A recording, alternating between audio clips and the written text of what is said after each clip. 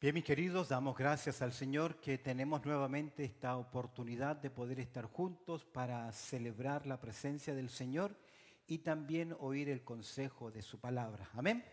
Nuestro corazón está dispuesto. ¿Recuerda la hojita que les regalé?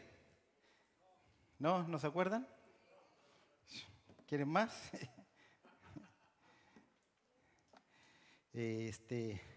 ¿Qué dice? Esta es mi Biblia. Soy lo que ella dice que soy. Tengo lo que ella dice que tengo. Puedo hacer lo que ella dice que puedo hacer.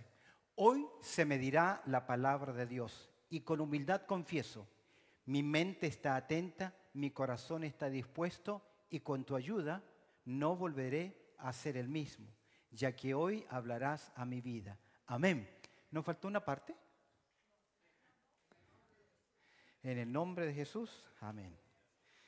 Te tengo cuidado, algunos oran tan rápido que dicen en el nombre, en vez de decir en el nombre de Jesús, dicen en el nombre de Quetuquito. Porque hablan muy rápido y no se alcanza a entender su oración. En el nombre de Cristo Jesús. Hoy damos inicio a le he llamado conferencia, efecto multiplicación. Si le das un clic ahí atrás, ¿o dónde está? Efecto multiplicación, que tiene que ver con, durante todo este mes, quiero animarte y desafiarte. El desafío fue que usted invitase a alguien. ¿Lo hizo? ¿No? Ok, próximo domingo tiene que invitar a alguien. Si no viene, bueno, pero usted sale de su responsabilidad de haber invitado a alguien. Si no, queda guilty, queda, ¿cómo se dice? Culpable. Porque tenemos ese deber. En esta ocasión, como no es solamente predicación del Evangelio, si usted conoce a alguien que no se está congregando, que es creyente, que venga y para que la palabra del Señor le anime. Pero es nuestra responsabilidad orar e invitar a personas para los siguientes 3 domingos que nos quedan. Cuando uno entiende su real misión en esta tierra, su punto de vista, sus valores, sus decisiones tienen que cambiar. Vamos a mirar a la luz de las Escrituras porque nuestras decisiones tienen que ser decisiones basadas en las Escrituras. Yo sé que hay algunos de ustedes que dicen, no, yo no estoy de acuerdo con el pastor, yo no pienso así. Perfecto, 100% de acuerdo. Pero usted tiene que estar de acuerdo con la palabra de Dios. Y todas sus creencias, aun sus experiencias, tienen que estar bajo la autoridad de la palabra de Dios. Porque ella es la que Dios nos dejó. El cielo y la tierra van a pasar, pero su palabra no va a pasar. Ahora usted y yo somos siervos. No sé si alguna vez se ha puesto a pensar qué significa ser siervos, que usted es una sierva de Dios, sierva de Cristo. Significa que usted es un esclavo, una esclava, y que caprichosamente no puede hacer ni tratar al pueblo del Señor como a usted se le antoja.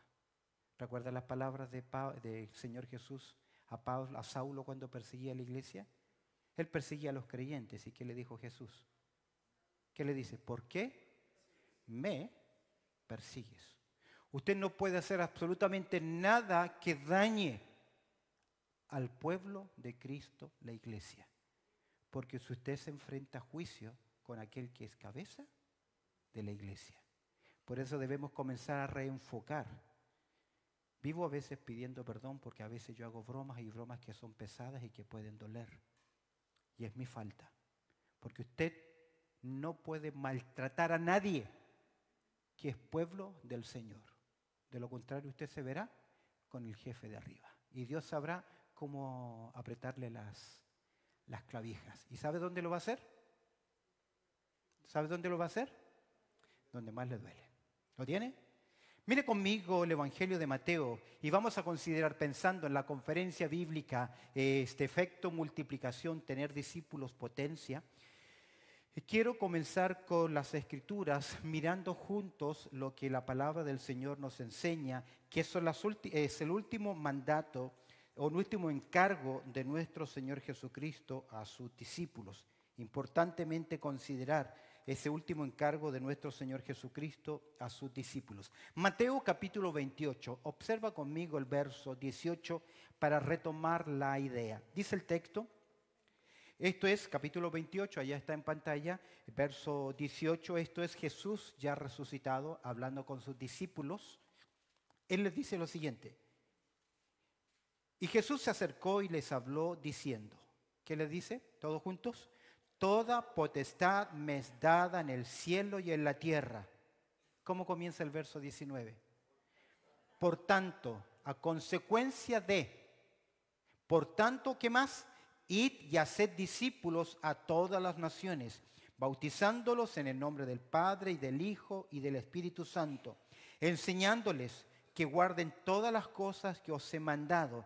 Y aquí yo estoy con vosotros todos los días hasta el fin del mundo. Quiero en el día de hoy que consideremos a la luz de la palabra lo que implica lo que llaman la gran mayoría de los comentaristas la gran misión de la iglesia. Este es un llamado, si bien es cierto a la iglesia, es un llamado a todo creyente. Esto significa que si no estamos viviendo a la luz de esta verdad, estamos en pecado delante de Dios. O sea, no sé cuándo fue, enseñaba que todos debemos discipular a otro y repentinamente surgió la conversación, ¿por qué poner esa presión en nosotros? Que no está bien poner esa presión de que usted tiene que tener discípulos. La verdad que no viene de parte de mí. ¿Viene de parte de quién? De Jesús. ¿A quién? A los suyos. Y escúcheme bien, será una desgracia que usted llegue al cielo sin haber tenido la oportunidad de discipular a alguien, de evangelizar a alguien. Porque para discipular primero tiene que predicar el evangelio. Escúcheme bien, será una desgracia muy grande que usted se enfrente ante el trono de Cristo y llegue con las manos vacías. Porque la misión que tenemos es esta. Es lamentable, pero hemos vivido un cristianismo muy a nuestra manera. Sin entender las implicaciones de este mandato, porque es un mandato que yo debo discipular toda mi vida. Ahora, entre paréntesis, no solamente discipulamos a nuevos creyentes, discipulamos también a creyentes. Nos discipulamos los unos a los otros, cuando nos ministramos, cuando nos amamos, cuando nos exhortamos, porque discipular tiene que ver enseñar a seguir a Cristo, aprender de sus enseñanzas, todos nosotros. Ahora, lo que encuentro triste es creyentes que después de muchos años no conozcan los libros de la Biblia y que tampoco sepan orar. Eso encuentro triste, que no sepan cómo dirigirse al Padre, cómo elevar una oración y que siempre están insertando verdades que son contrarias a las Escrituras, producto de la ignorancia. ¿Qué requiere entonces? Que seamos ¿qué? Discipulados, enseñados. Ahora, ¿por qué digo esto? Porque el escritor a los Hebreos, observa lo que dice en el capítulo 5, versículo 12. Hebreos capítulo 5 es un llamado muy práctico del escritor a los Hebreos, a la iglesia, a los hermanos que están posiblemente cercanos a Jerusalén. Él les dice en el capítulo 5, el versículo 12, lo siguiente. Porque debiendo, ¿qué dice el texto? Porque debiendo ser ya maestros. ¿Sabes que esta carta les llega 35 años después de que han conocido a Cristo como su Salvador personal? Es posible que ya convivan 2 o 3 generaciones de creyentes. El que se convirtió primero, el otro que fue llevado a Cristo y el subsiguiente, porque la iglesia del primer siglo entendió que debía evangelizar y discipular. Pero el escritor le dice, porque debiendo ser ya maestros. Y no me refiero a que usted haya dado una escuela dominical en algún momento de su vida, porque muchos la pueden haber dado, pero no significa que son maestros conocedores de la palabra de Dios. Sabía una lección y estudió una lección y enseñó una lección, pero no conoce la palabra de Dios. El primer mes hablé de nuestro deber de conocer la palabra de Dios porque ella es única. Y aquí el escritor dice, porque debiendo ser ya maestros, después de tanto tiempo, por lo menos 30 a 35 años, ¿tenéis necesidad de que se os vuelva a enseñar cuáles son los primeros rudimentos de la palabra de Dios? Ya habéis llegado a ser tales que tenéis necesidad ¿de qué? De leche y no de alimento sólido. Pablo en Corintios capítulo 3 dice, hermanos, no les puedo hablar como espirituales, sino como a niños en Cristo. Hoy quiero que al abrir el tema quiero abrir el tema y hacer algunas consideraciones a lo que es nuestra gran misión, antes de profundizar lo que dice el texto. Lo que me llama mucho la atención de este mandato, que el Señor Jesucristo se lo da a sus discípulos. A diferencia de en Mateo capítulo 10, que les dio instrucciones y les dijo, vayan ya, y salieron. Aquí, en esta porción, les dice el Señor que deben esperar un poco de tiempo antes de salir. ¿Cómo es eso?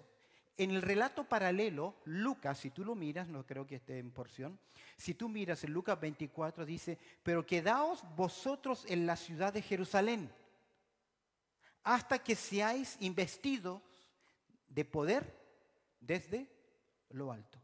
Es decir, que les encomienda a la gran misión, evangelizar, discipular, hacer discípulos, instruir, llevar la palabra, pero antes de que decirles ya, arranquen, ¿qué les dice?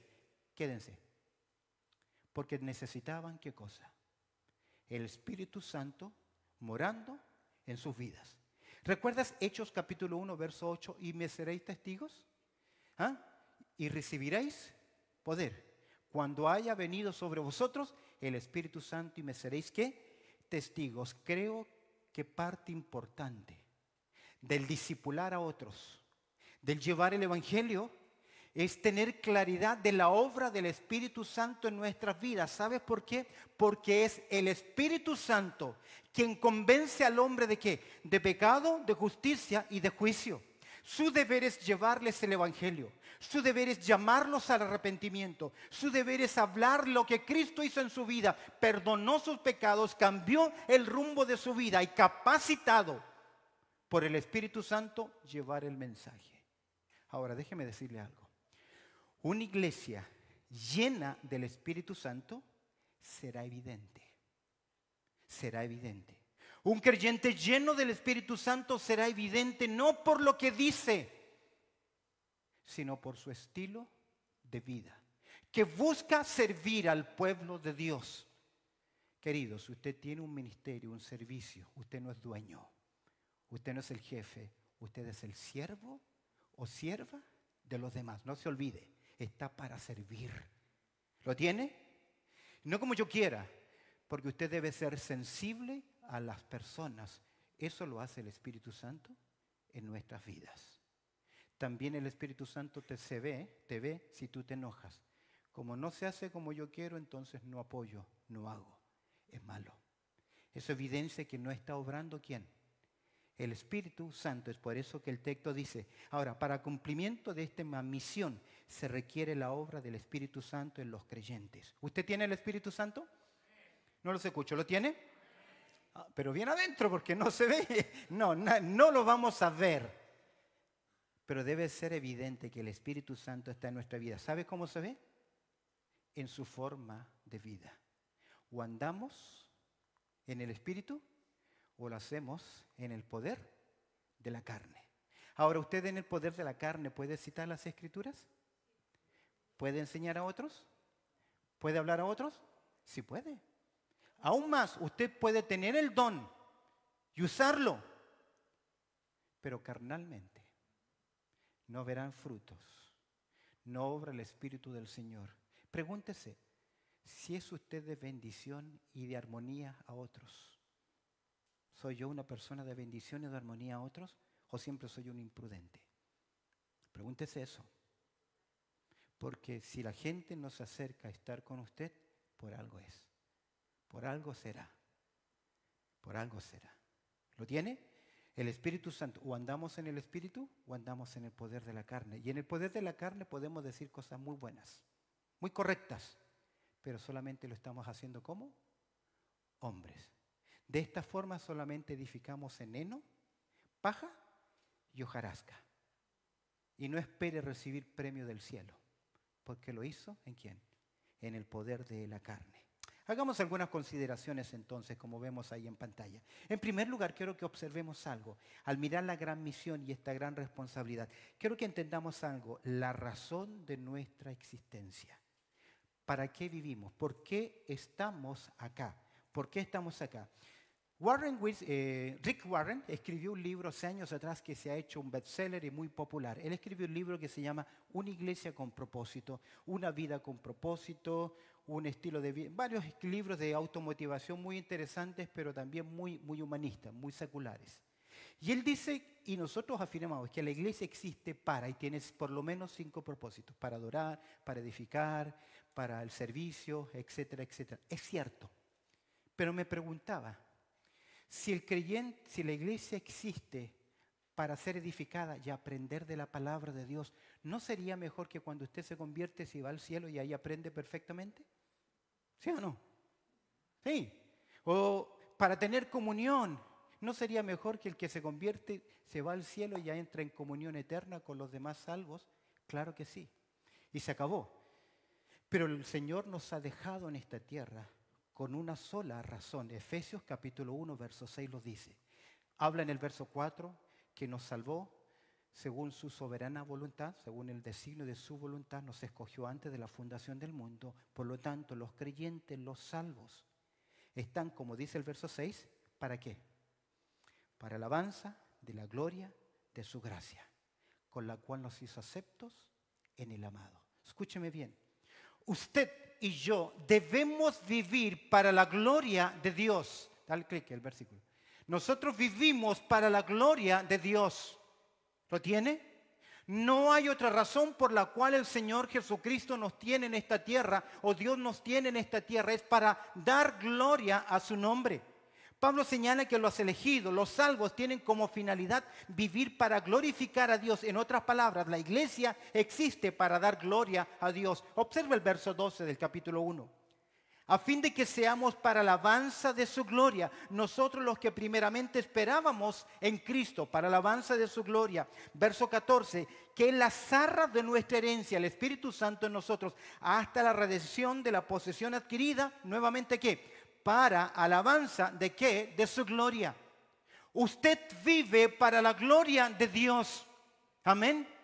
Pero si lo vivimos en la carne, en las obras de la carne, ¿podemos decir que vivimos para la gloria de Dios? Escúcheme bien. La motivación primordial de la iglesia es la gloria al Señor.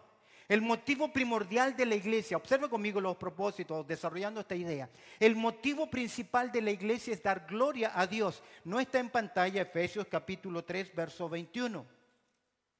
Efesios en el capítulo 3, en el verso 21, dice lo siguiente. Míralo conmigo, abre tu Biblia, porque esa es la razón de tu vida. Marca ese versículo en tu Biblia, porque es el propósito por el cual hacemos iglesia. Dice el texto, a Él, todos juntos, a Él sea la gloria en la iglesia, en Cristo Jesús, por todas las edades, por los siglos de los siglos, ¿qué? Amén. A Él sea, ¿qué? La gloria. Usted debe vivir para la gloria de Dios. Ahora, ¿de quién podemos aprender cómo vivir para la gloria de Dios? Juan capítulo 17, el modelo de vida de Jesús. Observa conmigo. Abre tu Biblia en Juan capítulo 17. Este es un capítulo misterioso. ¿Por qué digo que abre tu Biblia, por favor? Acompáñame con Biblia abierta. ¿Por qué es un capítulo misterioso? Porque aquí está Jesús y el Padre solos. No están los discípulos. Ahora, ¿cómo supo Juan lo que Jesús está orando? Creemos que la Biblia tiene dos autorías, humana y también divina. Y bajo la inspiración divina, Juan logra redactar lo que Jesús ora al Padre. Se conoce como la oración sacerdotal. ¿Por quién ora Jesús? ¿Por quién ora Jesús aquí? ¿Por quién ora Jesús? Vamos, ¿por quién ora Jesús? Primero por sí mismo. Ora por sí mismo. Yo te he glorificado. Vuélveme aquella gloria que tuve contigo. Luego ora por los que tú me diste. ¿Quiénes son? Los salvos, sí, pero primero son los discípulos. Y luego por los que han de creer a través de ellos. Usted y yo. Ahora, pero lo que quiero concentrarme es en el ejemplo, el modelo. yo te he glorificado en la tierra. Yo te he glorificado en la tierra. ¿Cómo glorificó Jesús al Padre en esta tierra? ¿Cómo lo glorificó? Obedeciendo. Ahora pregunta, ¿en su humanidad Jesús es diferente a usted?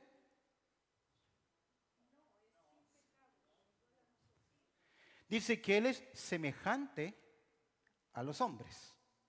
No es igual, semejante. Pero al ser semejante tiene todo lo que usted tiene: emoción, intelecto, voluntad. Con la diferencia que en Él no hay naturaleza pecaminosa, que Él viste su deidad de humanidad, pero cuando viene a esta tierra, viene como hombre. Él vivió como un hombre y enfrentó la tentación y enfrentó las luchas como hombre. ¿Se habrá enfermado Jesús alguna vez? ¿Habrá tenido hambre? Dice Lucas que Jesucristo creció en estatura, en sabiduría para con Dios y los hombres. Él vivió en esta tierra como un hombre. Y como hombre es el único, que, entienda lo que digo, que si hubiese sido solo hombre, hubiese ganado su salvación por sus obras. Porque Él cumplió en vida la ley por usted y por mí. Pero eso no significa que no fue tentado, que no tuvo necesidad, que no hubo tristeza, que no hubo confusión y que tuvo que gradualmente entender su misión en esta tierra. Ahora Jesús dice, yo te he glorificado, he vivido en obediencia. He acabado la obra que me diste que hiciese. Jesús vino entonces con una misión. He acabado, ¿qué cosa? La obra que me diste. Verso 3. Y esta es la vida eterna. ¿Cuál? Que te conozcan a ti, el único Dios verdadero, y a Jesucristo, ¿qué? A quien has enviado. Jesús glorifica al Padre porque Él vive para dar gloria a Dios. Y Él vive dando gloria a Dios porque obedece al mandato que ha recibido. ¿A quien has enviado?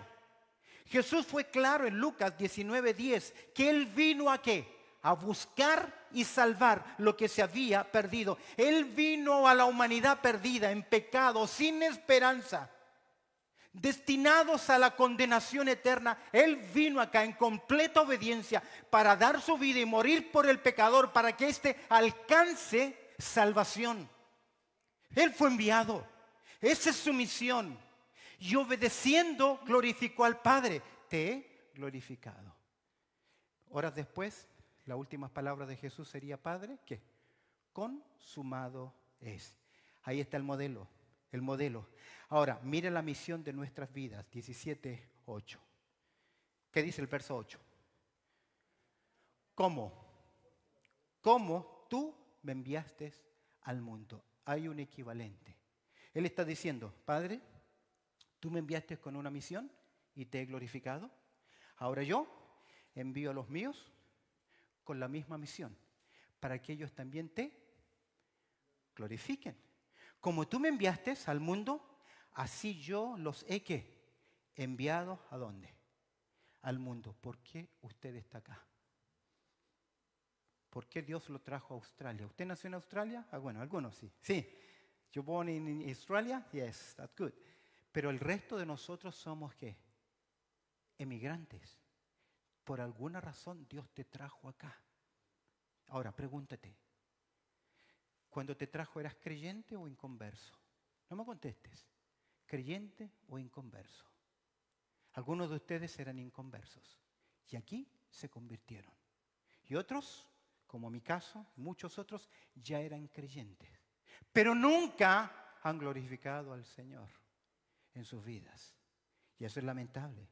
Como tú me enviaste, la expresión como indica de la misma función. El Hijo glorificó al Padre al enviar al mundo no redimido a que estaban perdidos en sus delitos y pecados. Y así como fue enviado Jesús, ora por los suyos para que también en su misión ellos glorifiquen, así como yo los he enviado. Por lo tanto, la razón de nuestra existencia en esta tierra es porque tenemos una misión: glorificar a Dios. ¿Cómo glorificamos a Dios? Haciendo su voluntad. ¿Y cuál es la voluntad de Dios para su iglesia? ¿Cuál es tu razón de vida? Predicar el Evangelio. Predicar el Evangelio. Las personas que desean glorificar a Dios, que quieren honrar la voluntad de Dios y el propósito de Dios y el deseo de Dios, deben entonces amar al mundo perdido, como Dios ama al mundo perdido, y entregar su vida para ganar a ese mundo perdido. Si usted no vive con esa motivación, algo está mal. Ese es el patrón. Dios amó al mundo perdido y buscó ganarlo para sí mismo, para su propia gloria. Cristo vino al mundo, amó al mundo perdido, buscando ganarlo para sí mismo por la gloria, para la gloria del Padre. Somos enviados al mundo para amar al mundo perdido, para buscar ganar al mundo perdido para la gloria de Dios. ¿Debemos amar al mundo perdido o debemos amar al mundo que está perdido? ¿Debemos amar al mundo perdido o debemos amar al mundo que está perdido? A veces amamos las cosas de este mundo y nos llenamos de tantas cosas que nos olvidamos del foco principal. Nuestra misión es la misma misión que Cristo tuvo. Es la misma misión que Dios Padre tuvo. No es diferente. Tenemos esa responsabilidad. Por eso que pensando, ¿para quién estoy viviendo? Pensando en la prioridad de la iglesia, dar gloria a Dios, tomando el ejemplo de Cristo, entendiendo que nuestra misión es la misma misión del Hijo. No salvamos nosotros al mundo, pero vamos con un mensaje que salva al mundo. Pregúntese, ¿en qué ha invertido toda su vida como creyente? ¿En qué la ha invertido? ¿Recuerdas cuando el Señor Jesús habla a la iglesia de Éfeso y le dice, tengo algo contra ti? ¿Que has perdido tu primer amor? Hermano, hermana, ¿cuánto tiempo llevamos con el Evangelio y no lo hemos compartido? Y no me diga que no hay oportunidades, que no tenemos oportunidades. Sí las hay. Ahí están los folletos, los tratados, a veces los tenemos que tirar porque envejecen, nadie los lleva. ¿Por qué? ¿Qué está pasando? Tal vez, en último lugar, pensando en este punto, es hacer una mirada personal. Hemos visto la motivación primordial de la iglesia, hemos visto el modelo de la vida de Jesús, hemos visto la misión de nuestras vidas. Observemos una mirada personal. Busque ahí el profeta Ageo, va a encontrar ahí que es un libro tremendamente interesante porque Dios llama, antes de Zacarías y después de Sofonías, tercero libro antes de llegar al final, Ageo. La nación vuelve, tiene el deber de adorar a Dios, tiene el deber de construir un lugar para adorar. Y en el capítulo 1 van a ser exhortados a que, ya que regresaron interesados solo en ellos y olvidaron que hay un lugar donde tienen que adorar. Hay un lugar que deben darle prioridad en sus vidas. Solo voy a concentrarme en el verso 5. ¿Ya lo encontró? ¿O le doy más tiempo? ¿Ya lo tiene? Amén. Pues así ha dicho Jehová de los ejércitos. Esto es a la tribu de Judá y Benjamín que regresan después del cautiverio. ¿Qué les dice Dios? Meditad bien sobre vuestros caminos. Deténgase un poquito y medite sobre su camino. Durante sus años de creyente, algunos de ustedes les oigo decir de las glorias del pasado, de lo que hizo y del pasado. No.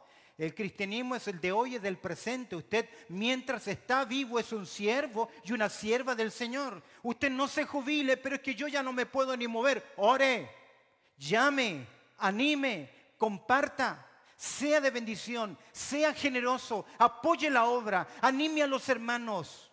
Tiene mucho para hacer. Deje de quejarse que vive enfermo, enferma. Sea de bendición. Medita sobre tu camino. Medita bien sobre vuestros caminos. Mira lo que dice. Sembráis mucho. ¿Y qué? ¿Están ahí o no? Abra su Biblia, por favor. Abra su Biblia. Tiene que mirar su Biblia. Ya les dije que poco a poco no les voy a poner versículos. Abra su Biblia ahí. Sembráis mucho y recogéis ¿qué? Poco. Coméis y ¿qué? Y no os saciáis. Bebéis y no quedáis satisfechos. Os vestís y no os calentáis, y el trabajo a jornal recibe su jornal, ¿en dónde? En saco roto. trabaja y invierte y quiere poseer y es inútil. Es inútil. Escala una posición mejor, que esfuerzo para ser mejor. Pero si te olvidas de lo más importante, estás equivocado. Quiero algo más, quiero más. Que Dios me dé un bien, otro bien. Que comprarme una mejor cosa o comprarme un mejor carro, todo eso está bien. Pero no pierdas ¿qué? La razón de tu vida. La razón de tu vida. Mira lo que dice, verso 7. Así ha dicho Jehová de los ejércitos. ¿Qué?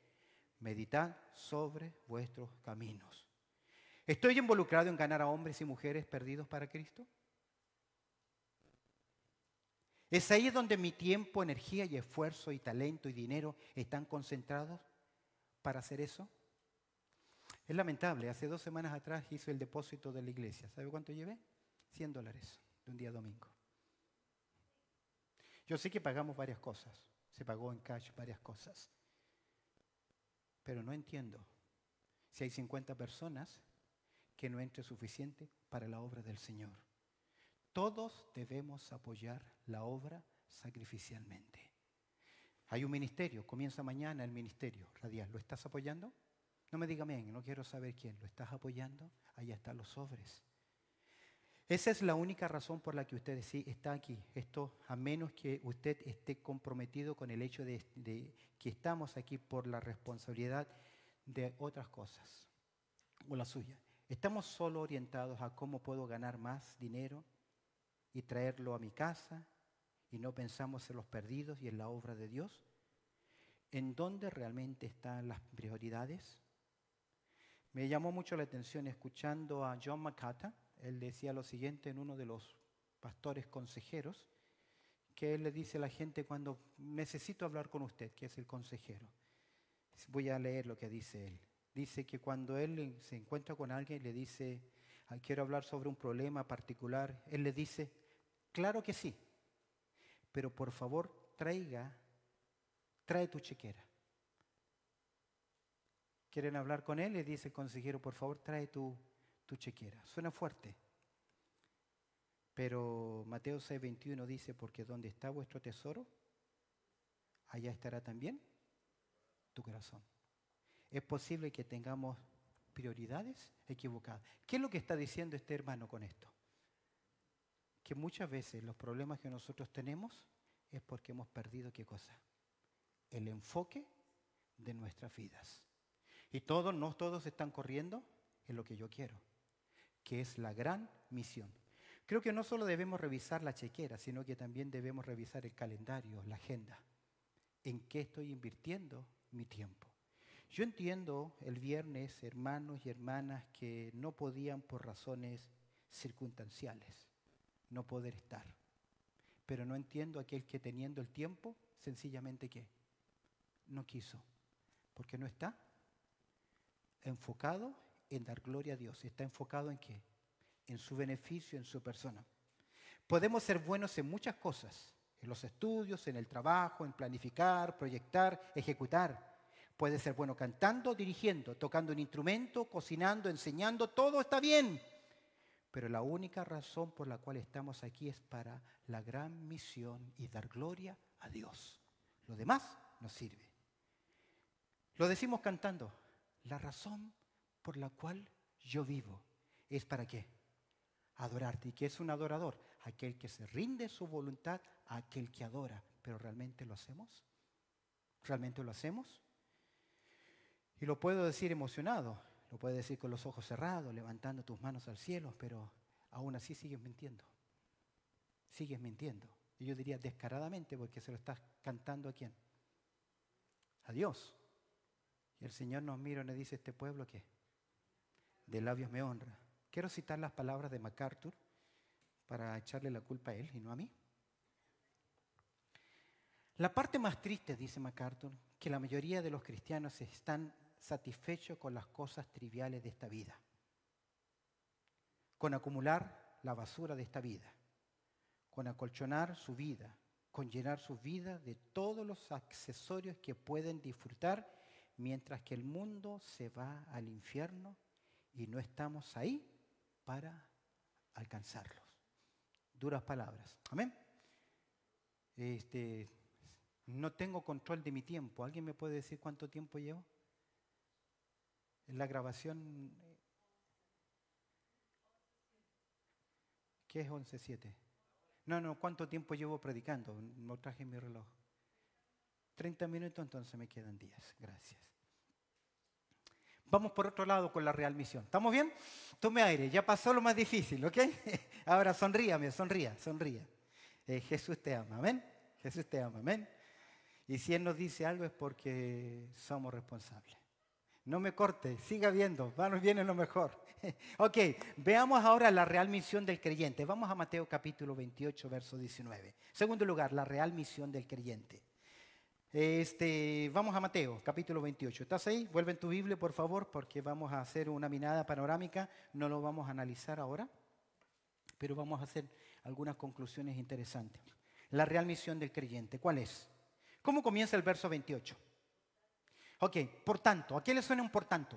¿A quién le suena un por tanto? ¿A quién le suena un por tanto? Sí, hay algo anterior, hubo una conclusión, hay una declaración, hay algo que esta frase se subordina a lo dicho anteriormente. ¿Y qué es lo que dijo anteriormente el Señor? Toda potestad me es dada en el cielo y en la tierra. Se exalta la soberanía, la grandeza de Dios. ¿Recuerdas cuando los profetas Isaías y Jeremías le dicen a la nación de Israel, ¿por qué piden consejo a Egipto y no buscan de mí consuelo, consejo? Es porque hubo un momento en la historia de la nación de Israel que los sirios querían conquistar a Egipto. O los egipcios querían conquistar a los sirios. Y Israel estaba, ¿qué? En medio. Entonces, ¿qué le era más fácil estratégicamente a la nación de Israel? ¿Aliarse? Con uno de ellos. Pero Dios les había dicho, ustedes son indestructibles. Porque yo estoy con ustedes. Solo un ejército mató a miles de los asirios cuando intentaron conquistar Judá y Benjamín, las tribus del sur. Eran invencibles, ese Dios estaba con ellos. Pero ellos confiaron más ¿en qué? ¿En sus caballos? ¿En sus riquezas? ¿Por qué cree usted que Salomón se casó con tantas mujeres? ¿Porque las amaba a todas? ¿Porque era un enfermo sexual?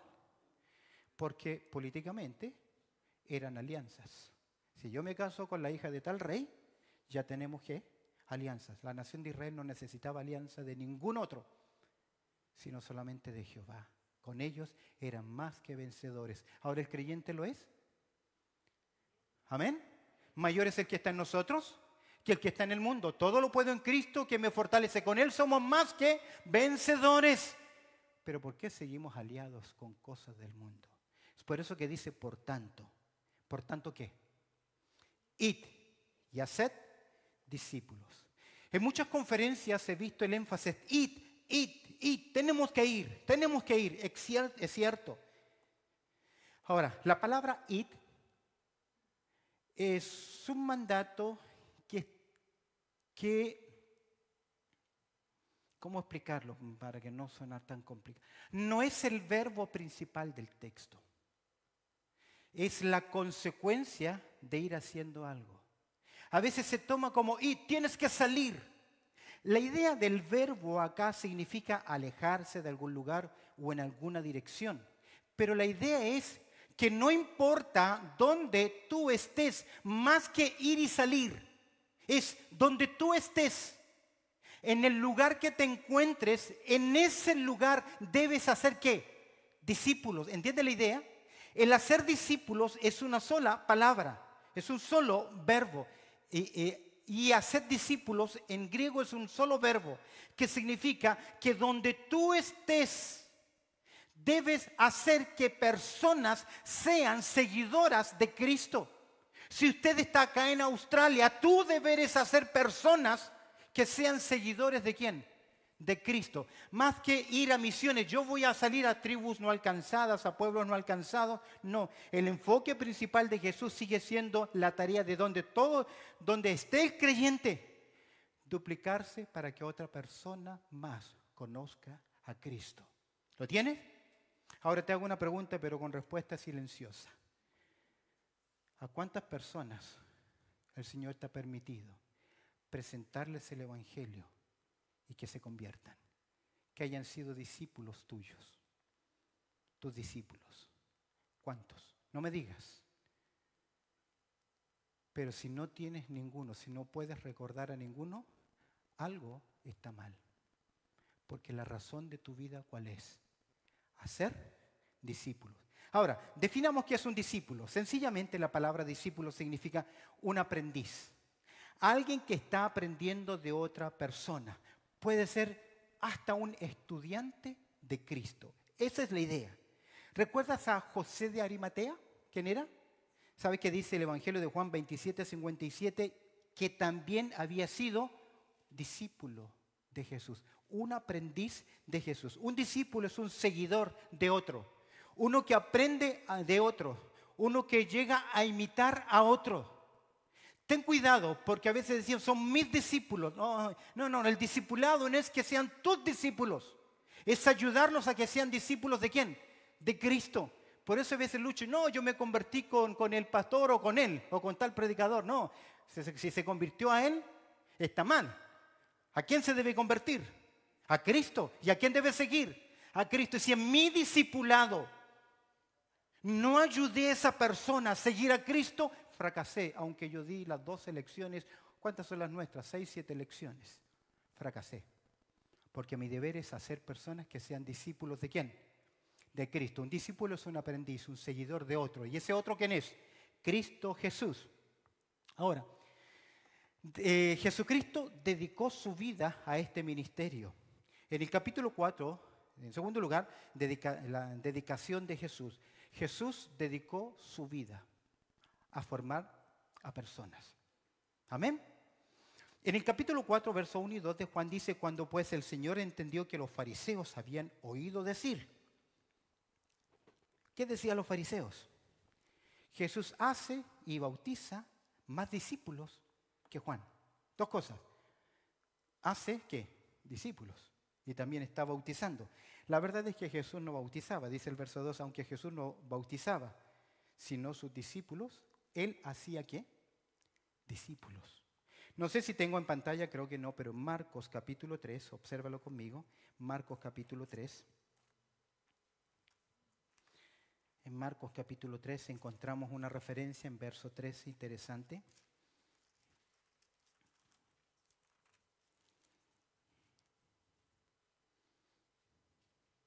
Después, dice el verso 13, subió al monte. Esto es Jesús.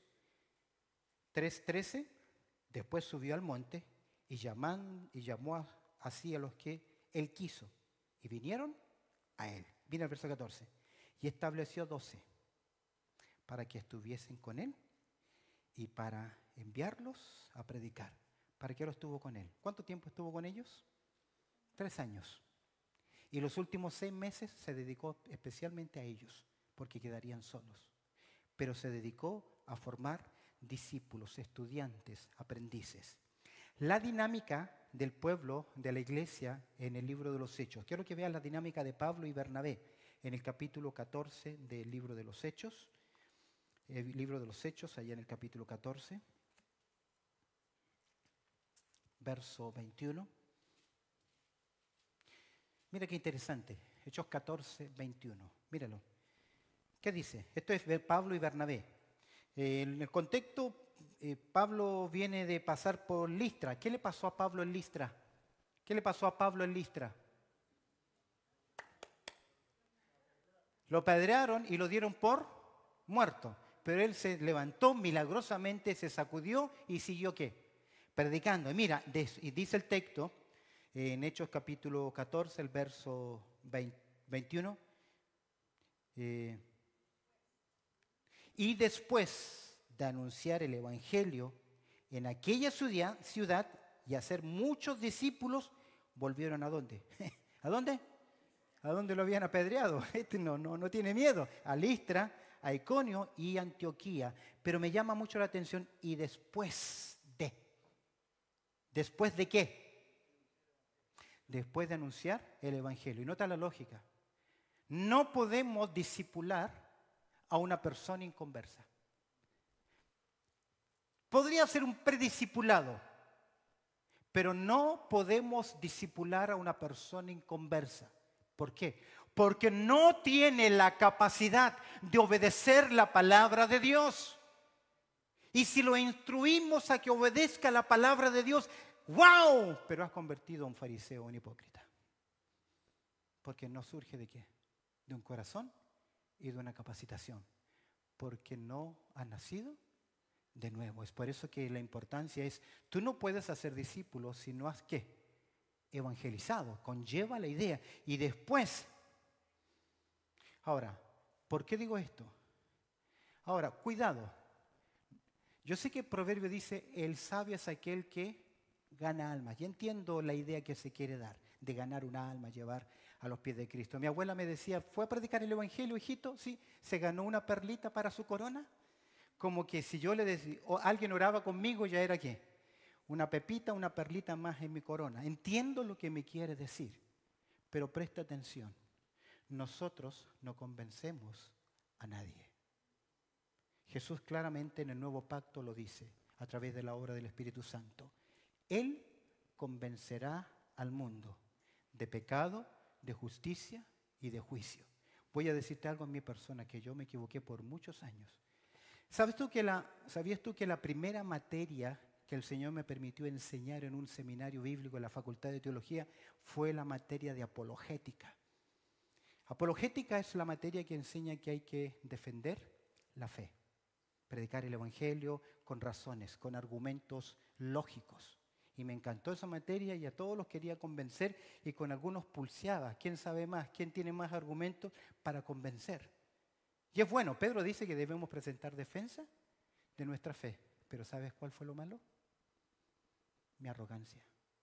Porque yo creí que porque podía defender la fe, iban a hacer ¿qué?